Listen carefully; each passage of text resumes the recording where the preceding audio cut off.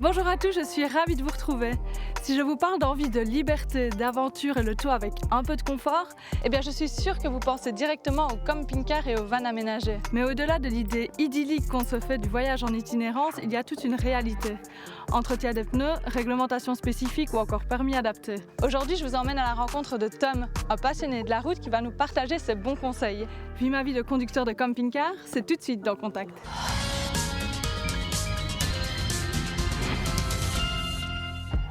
Je suis Tom Béranger. Après avoir essayé la tente, la caravane, l'hôtel et tout ce qui s'ensuit au niveau vacances, j'ai opté pour le camping-car qui me permet un maximum de liberté comparé au reste. Vos camions? Allez. J'ai donc un permis poids lourd, donc un permis C. Ça veut dire que tous les 3 ans, si je veux continuer à avoir mon permis et l'utiliser, je dois passer chaque fois donc l'attestation médicale. Pour conduire un camping-car, le permis B suffit, à condition que le véhicule ne dépasse pas 3,5 tonnes et qu'il n'accueille pas plus de 8 passagers. Coffre à gaz, verrouillé, rétro, ok. Il y a plein de petits trucs à vérifier qui font partie d'une checklist de bord. Ça peut être vérifier l'huile, ça peut être vérifier l'éclairage aussi. On retrouve un petit peu les mêmes points que pour une voiture, quoi. À part qu'ici, on part rarement pour aller au coin de la rue, quoi. Donc pneu renforcé pour pouvoir supporter le poids du véhicule en stationnement. Un pneu qui éclate, personnellement j'en ai fait les frais, j'ai eu beaucoup de chance. Je n'ai fait que traverser l'autoroute sans rien toucher. Mais j'ai un collègue, lui, ça lui a coûté la moitié d'un pan sur le côté parce que la limaille a fait exploser le pan avec la fausse centrifuge. Même à l'arrêt, les pneus d'un camping-car continuent de s'user. Le poids du véhicule exerce une pression constante et les rayons du soleil, à long terme, peuvent altérer le caoutchouc. Il est recommandé de les vérifier régulièrement et de les remplacer au moins tous les 5 à 6 ans. Allez, c'est parti!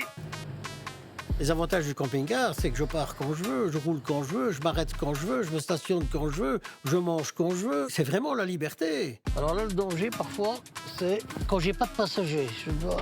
Voilà, ok, c'est bon. Quand je conduis le camping-car, je fais attention peut-être un petit peu plus au code de la route. Je suis tributaire de mon gabarit. Et alors, je dois surtout malheureusement faire attention parce que les gens ne se rendent pas compte que je ne freine pas sur 2 mètres. Voilà un bel exemple. À partir du moment où on s'y attend et qu'on est prêt, c'est pas un problème. Là où ça devient catastrophique, c'est quand quelqu'un se jette devant votre véhicule. À ce moment-là, il faut freiner sec et c'est quand même 4 tonnes. Hein. Le camping-car est un véhicule M1. C'est comme votre voiture. Donc ce véhicule peut se stationner là où le code de la route ne lui interdit pas. Il y a 3 choses fondamentales à respecter. L'arrêt, le stationnement et le camping. L'arrêt, ça c'est comme un véhicule, hein, c'est comme une voiture. Le stationnement, si vous dormez dans votre véhicule, vous ne campez pas. Ça c'est la loi. Par contre, si je stationne et qu'en plus je sors une table et une chaise sur le trottoir, là je suis passif de la loi sur le camping sauvage. Ça c'est interdit. Stationner, c'est pas camper. C'est ça qu'il faut faire la grosse nuance. Fanny s'apprête à rencontrer Tom pour en apprendre un peu plus sur la conduite d'un camping-car. Allez bien, moi plus que l'apéro. Bonjour Tom, Bonjour Fanny. je peux me joindre à toi? Oui, je t'en prie, tiens, je t'ai préparé un verre. Merci. Est-ce que tu peux un peu me raconter c'est quoi la grosse différence entre conduire un camping-car et une voiture? Il faut juste tenir compte de la hauteur, de la largeur, le gabarit. Je vois que le camping-car est quand même bien aménagé, il est quand même chargé.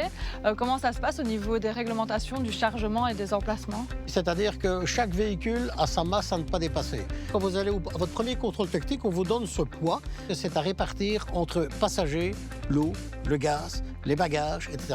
Merci pour toutes ces informations. Je vais te laisser finir de prendre ton apéro et profiter. Merci bien. Bonne journée! Toi aussi. Tom a un dernier conseil pour celles et ceux qui souhaitent se lancer dans l'aventure en camping-car. Oubliez les a priori, oubliez ce que vous avez entendu, ce que vous avez vu et lancez-vous. Faites-vous votre propre expérience. Voilà, Contact, c'est déjà terminé pour aujourd'hui. Merci d'avoir été avec nous. Si vous voulez rester informé de toute notre actualité, vous pouvez le faire via le site web et l'application RTBF Actu. Quant à moi, je vous retrouve dès la semaine prochaine et d'ici là, bonne route!